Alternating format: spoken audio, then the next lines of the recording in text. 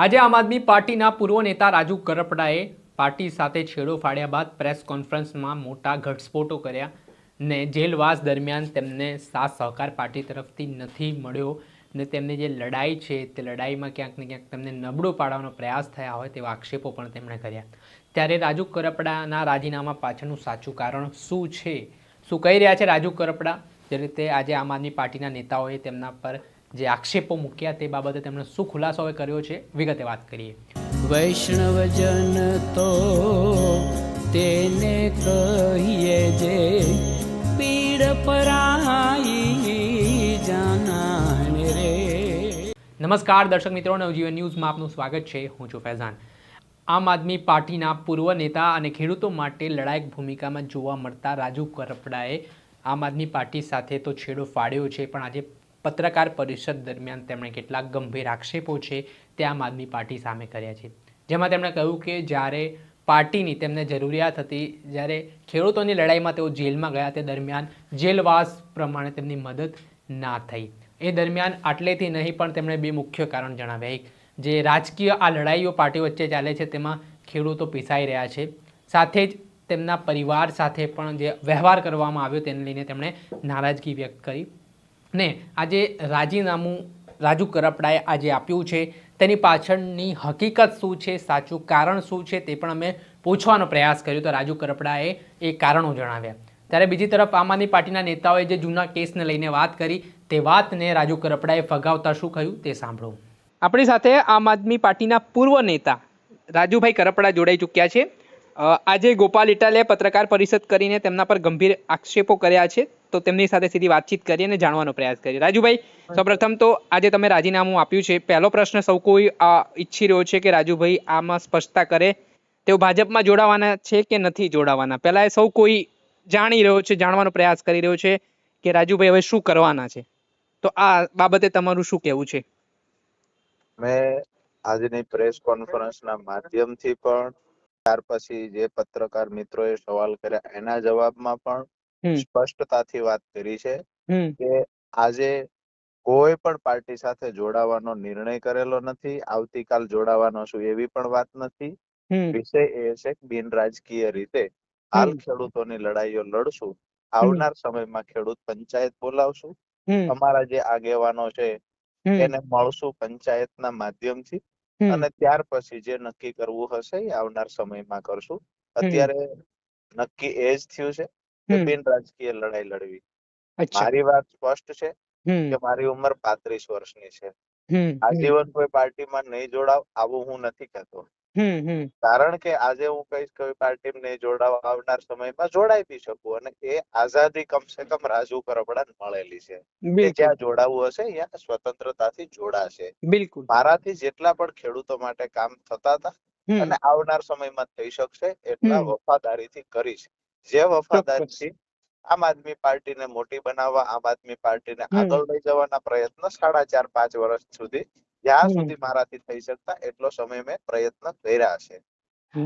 તો એવી જ વાત છે, હું પહેલા પણ બિન રાજકીય ખેડૂતોની લડાઈ લડતો, આવનાર સમયમાં પણ બિન રાજકીય રીતે ખેડૂતોની લડાઈઓ લડતો. રાજુભાઈ, આજે પ્રવીણ રામની પીસી હોય કે પછી ગોપાલ ઇટાલિયાની પીસી હોય, જેમાં બંને વસ્તુ સિમિલારિટી આવી રહી છે કે જૂના કેસો હતા તેના કારણે રાજુભાઈ પર ભાજપે પ્રેશર બનાવ્યું ને તેને લીધે તેમણે આજે આમ આદમી પાર્ટી છોડી.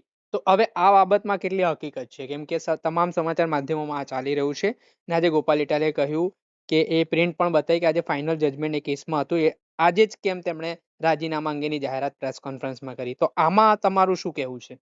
આમ આદમી પાર્ટીના 2-3 નેતાને બાદ કરતા પ્રદેશના તમામ નેતાઓ પર કેસ છે. એવી જ રીતે અન્ય પાર્ટીના નેતાઓ પર પણ કેસ હોય. વિષય એ છે કેસને અને આ નિર્ણયને સરખામણી કરી અને ક્યાંક ને ક્યાંક રાજુ કરપડાને ડરપોક બતાવવાના પ્રયત્ન આમ આદમી પાર્ટી તરફથી થયા, ગોપાલભાઈ તરફથી થયા, તો સ્વાભાવિક છે કે એ વાતનું દુઃખ હોય. મારી વાત એ છે, જે પ્રિન્ટ બતાવવામાં આવી, જે વાત કરવામાં આવી કેસને લઈને, એમાં ફાઇનલ આર્ગ્યુમેન્ટ છેલ્લા 1.5-2 વર્ષથી ચાલે છે. કોઈ નવી વાત નથી. સામસામા વકીલ આર્ગ્યુમેન્ટ કરતા હોય છે, પેપર ખૂટતા હોય છે, મંગાવતા હોય છે. 1.5-2 વર્ષથી આ સિલસિલો ચાલે છે.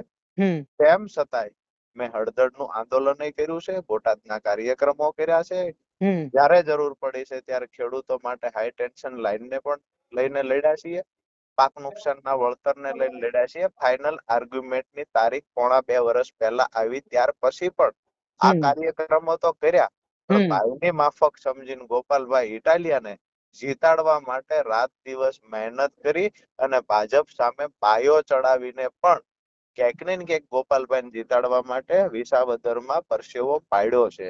એટલે કેસની વાતને સરખાવવાનો કોઈ મતલબ મને દેખાતો નથી, કારણ કે 8-9 વર્ષ જૂના કેસ, એ કેસની અંદર પણ 1.5 વર્ષ પહેલાની આર્ગ્યુમેન્ટ વાળી સ્ટેટસ ત્યારનું છે.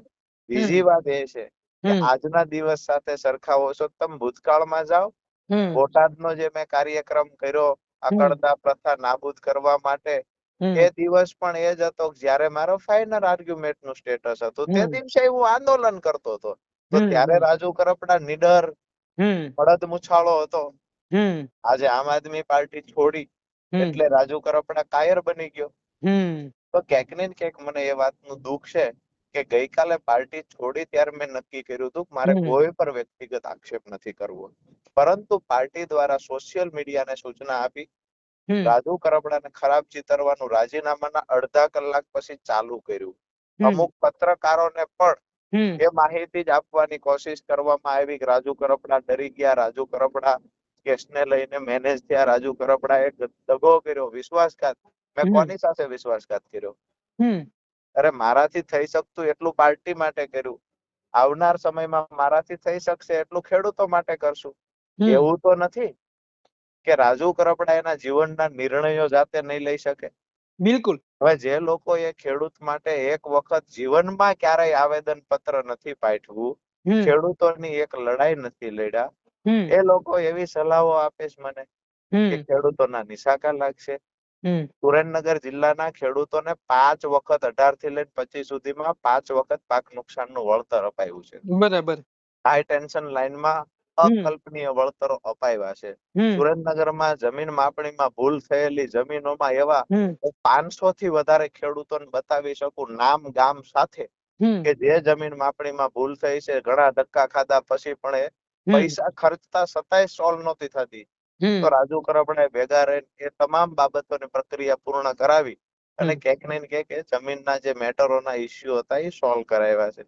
હવે ખેડૂતોના હજારો ખેડૂતોના આશીર્વાદ જયારે મારી સાથે છે ત્યારે હું આમ આદમી પાર્ટી છોડવાનો જે નિર્ણય લીધો એમાં આમ આદમી પાર્ટીના નેતાઓ તો શ્રાપ દેવા લાગ્યા કે હવે રાજુ કરપડા ખેડૂતોનો નિશાકો લાગશે.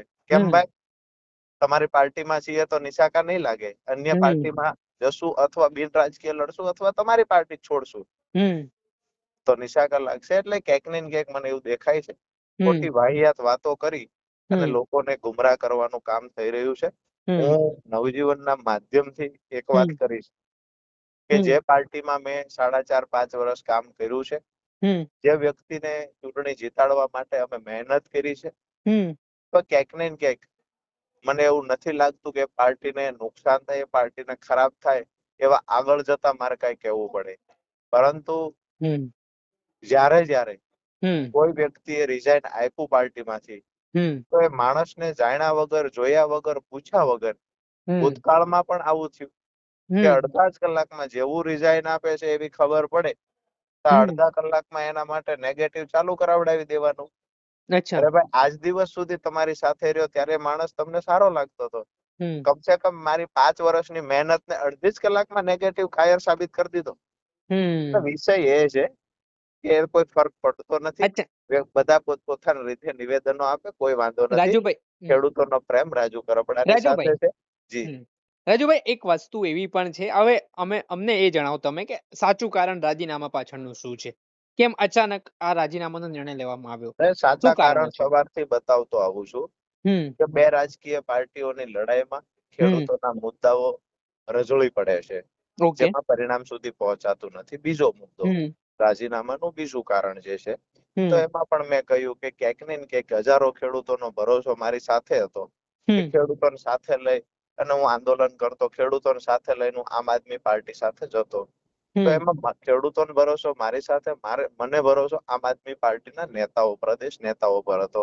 તો જે મુજબ હું અપેક્ષા રાખતો હતો કે પાછળ મહેનત કરશે એ મુજબની મહેનત નથી થઈ તો સ્વાભાવિક છે કે હું પાર્ટી સાથે એટલા માટે છેડો ફાડું છું. કઈ મહેનત નથી થઈ? કઈ રીતની મહેનત નથી થઈ? મહેનતમાં મેં આજે તો કહ્યું છે અને હજુ પણ વારંવાર મેં કહ્યું એમ કે વ્યક્તિગત આક્ષેપનો કોઈ મતલબ નથી, પણ જે વકીલોની ફોજ ગણાવવામાં આવી તો મારો સવાલ એટલો જ છે, નવજીવનના માધ્યમથી બી સમજો અથવા તો તમને અનુકૂળતા મળે તો પૂછજો કે ખેડૂતોના જામીન અરજી મૂકવામાં આવી પહેલી વાર એનું સોગંદનામું લોકલ ત્યાં સ્થાનિક વકીલ હોય એનું સોગંદનામું વાપરવામાં આવ્યું, પણ સ્પષ્ટતાથી કહેવામાં આવ્યું હતું કે આ હિયરિંગ માટે હાઈકોર્ટમાંથી સારામાં સારા વકીલો આવશે. 27 તારીખે જેલની અંદર ખેડૂતો રાહ જોઈને બેઠા હતા કે આજે સારું હિયરિંગ થશે, સારા સમાચાર મળશે, દલીલ કરવા માટે હાઈકોર્ટથી વકીલ આવશે. બરાબર. તો દુઃખ સાથે કહેવું પડે કે સાંજ સુધી કોઈ વકીલ ના આવ્યા. સાંજે 3 થી 4 વાગ્યાના અરસામાં લોકલ જેનું સોગંદનામું હતું એ વકીલે તૈયારી પણ નહોતી કરી, કારણ કે એ વકીલને ખબર જ નહોતી કે મારે દલીલ કરવાની છે. એનું તો માત્ર સોગંદનામું વાપરવામાં આવ્યું. તેમ છતાં એ વકીલે દલીલ કરવી પડી અને ક્યાંક ને ક્યાંક ખેડૂતોના જામીન નામંજૂર થયા, જે મારા માટે દુઃખદ બાબત હતી. હું તારીખ સાથે કહું છું, જે વકીલોની ફોજ ગણાવી ને, હવે હું તારીખ સાથે કહું છું 27/10 પહેલી જ વખત આખા આંદોલનની અંદર 12 ખેડૂતોના જામીન મૂક્યા. તે દિવસે વકીલોની ફોજમાંનો એક પણ વકીલ કેમ હાજર ન રહ્યો? રાજુ કરપડાના જામીન ભાવનગર વાળા કેસમાં મૂક્યા તો 4/1/2026 થી લઈ અને 18/1/2026 સુધી 4 મુદતો પડી. એટલા માટે મુદતો પડી કે ત્યાં કોઈ વકીલ હાજર નહોતું. તો આ વકીલો ક્યાં હતા? નંબર 3, વારંવાર મારા પરિવારના માધ્યમથી જે અઠવાડિયામાં મને 2-3 ફોન કરવા મળતા હોય છે, એના માધ્યમથી મેં વારંવાર સમાચાર મોકલ્યા કે અમારે ઘણું બધું કામ છે, વકીલો સાથે વાત કરવી છે, ઘણા સમાચાર આપવા છે. વાસ્તવિકતા સ્થળ પર અમે હતા, અમારી પર આરોપ લાગ્યા, પણ એમાં ખરેખર ગ્રાઉન્ડ પર સ્થળ પર શું બન્યું છે અમે જાણીએ છીએ. વકીલને એક વખત રૂબરૂ મોકલો, એની સાથે ચર્ચા કરવી છે. 3.5 મહિનામાં એક પણ વખત જેલે અમારી મુલાકાત લેવા માટે કોઈ વકીલ નથી આવ્યો. તો વારંવાર જે વકીલોની ફોજ ગણાવે છે, સ્વાભાવિક છે કે મહેનત થઈ છે, એવું પણ હું નથી કહેતો કે મહેનત નથી થઈ, પરંતુ જ્યારે કરવાની હતી ત્યારે નથી થઈ. અને આ વાતની ખબર જ્યારે અરવિંદજીને પડી ત્યારે ચાર્જશીટ પછી અરવિંદજી દ્વારા સારા એવા વકીલો પોતે ધ્યાન રાખી, અને સ્વાભાવિક છે કે એમાં કોમ્યુનિકેશન જળવાઈ રહે એવા પ્રયત્ન અરવિંદજી દ્વારા થયા. ત્યાંથી વકીલ આવ્યા, દલીલો થઈ અને સમય જતા જામીન મળ્યા. વિષય એટલો જ છે કે ખરેખર જે સમયે જરૂર હતી એ સમયે સમાચાર વારંવાર આપવા છતાં મુલાકાત નથી કરી શક્યા. અને સાગરભાઈ હોય, ઈસુદાનભાઈ હોય, એ તો માનીએ કાયદાના જાણકાર નહોતા, પણ દુઃખ ગોપાલભાઈ થી એટલે લાગે કે એની પાછળ આપણે રાત દિવસ મહેનત કરી હતી. તો એનાથી દુઃખ લાગે, સ્વાભાવિક છે કે એને જે સમયે જરૂર હતી મદદની એ સમયે મદદ નથી કરી. આપણે સાંભળ્યા આ હતા કિસાન નેતા રાજુ કરપડા. તેમનું મોટું નિવેદન સામે આવ્યું છે, જેમાં જે રીતે આક્ષેપ પ્રતિ આક્ષેપ ચાલી રહ્યા છે તેને લઈને તેમણે મોટી વાત કહી છે. તેમણે કહ્યું છે કે હું મારી મુઠ્ઠી ખોલીશ તો પછી આમ આદમી પાર્ટીના નેતાઓને લોકો વચ્ચે જવું ભારે પડી જશે. ત્યારે હવે ઘણા બધા રહસ્ય છે તે છુપાયેલા છે. ત્યારે આગામી દિવસોમાં હજી શું મોટા ઘટસ્ફોટ થવાના છે? રાજુ કરપડાને લઈને ભારતીય જનતા પાર્ટીમાં જોડાવાની અટકળો પણ ચાલી રહી છે, ને એ સવાલ પણ અમે પૂછ્યો ત્યારે રાજુ કરપડાએ કહ્યું કે હજી મેં કોઈ સ્પષ્ટતા કરી નથી, ને આવતીકાલે પણ અમે ચર્ચા કરીશું, ખેડૂતોની મિટિંગ બોલાવીશું. આ મિટિંગમાં તમામ સર્વાનુમતે નિર્ણય લેવામાં આવશે કે રાજુ કરપડાને રાજકીય રીતે લડવું છે લડાઈ, કે પછી બિન રાજકીય રીતે જેવી રીતે અગાઉ લડતા તેવી રીતે લડવાનું છે. તે બાબતે હજી તેમણે આવું સ્પષ્ટ નથી કહ્યું કે તેઓ ભાજપમાં જોડાવાના છે કે નહીં, પણ જે ચર્ચાઓ વેગવાન બની છે તે અટકળો પર હવે આ પૂર્ણ વિરામ રાજુ કરપડાએ મૂક્યું છે. દર્શક મિત્રો, આવા જ નવા વિડીયો સાથે આપણે માહિતગાર કરતા રહીશું, એટલે નવજીવન ન્યૂઝ જોતા રહો.